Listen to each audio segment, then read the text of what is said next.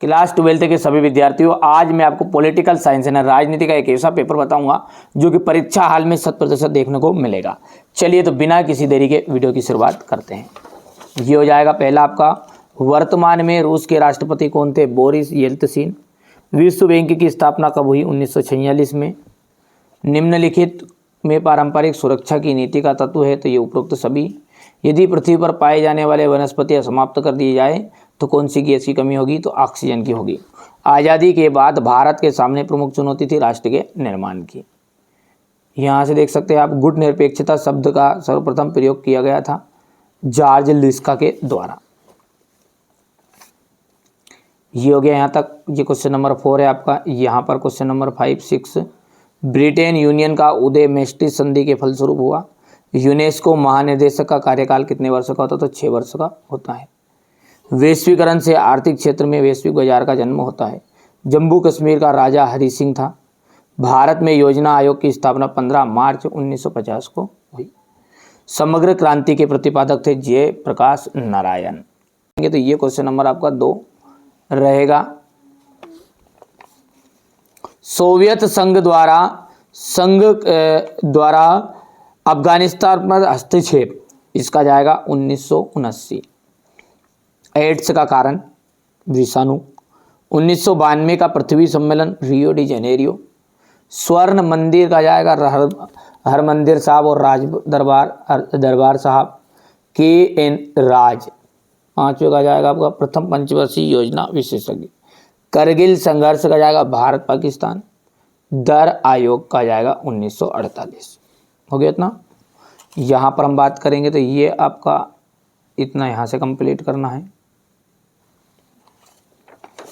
Question number 4 को ध्यान से देखो आप। यूरोपीय यूनियन परिषद का अध्यक्ष था तो चार्ल्स मिथले।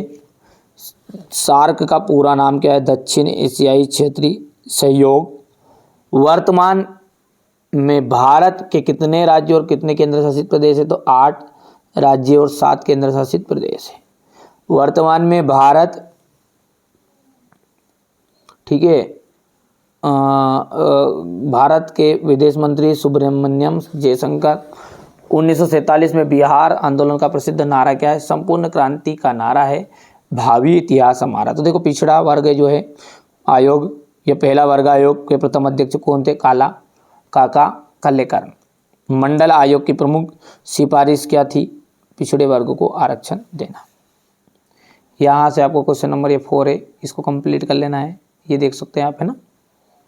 सत्य असत्य की बात करें तो पहला आपका यहाँ पर सत्य रहेगा, दूसरा जो है असत्य रहने वाला है, तीसरा जो है सत्य है, चौथा है पृथ्वी सम्मेलन में 70 देशों ने भाग लिया था, ये गलत बात है।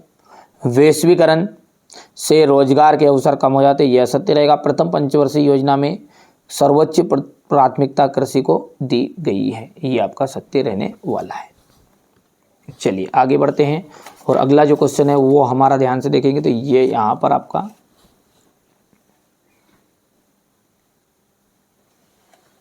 द्विध्रुवीता का अर्थ लिखिएगा। सोवियत प्रणाली क्या थी? लिखिए।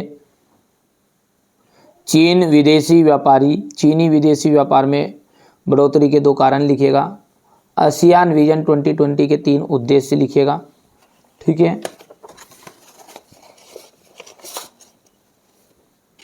संयुक्त संपदा क्या है? 3 उदाहरण दीजिए। पर्यावरण से आप क्या समझते हैं? वर्तमान में वैश्वीकरण के समक्ष कौन कौन सी चुनौतियां हैं?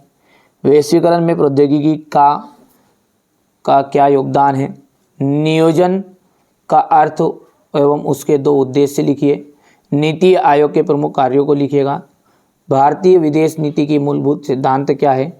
ट्रेड टू कूटनीति से आप क्या समझते हैं? ग्रैंड अलायंस से क्या आशय है?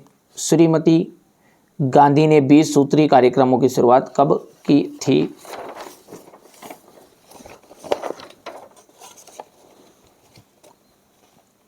इसके बाद में क्वेश्चन नंबर 13 को देखिए। यहाँ से गुजरात में व्यापक छात्र आंदोलन क्यों हुए? आंतरिक अशांति की दशा में उद्घोषित आपातकाल के 2 प्रभाव लिखना है। राष्ट्रीय अखंडता से क्या तात्पर्य है? ठीक है। अन्य पिछड़े वर्ग का अर्थ बताना है। गठबंधन सरकार की प्रमुख राजनीतिक समस्या की लिखिए। सोवियत संघ के विघटन हेतु उत्तरदायी किन्हीं 3 कारणों को संक्षेप में समझाइए। सोवियत प्रणाली के कोई 3 दोष लिखिए। ठीक है, ये आपका हो जाएगा क्वेश्चन नंबर 17।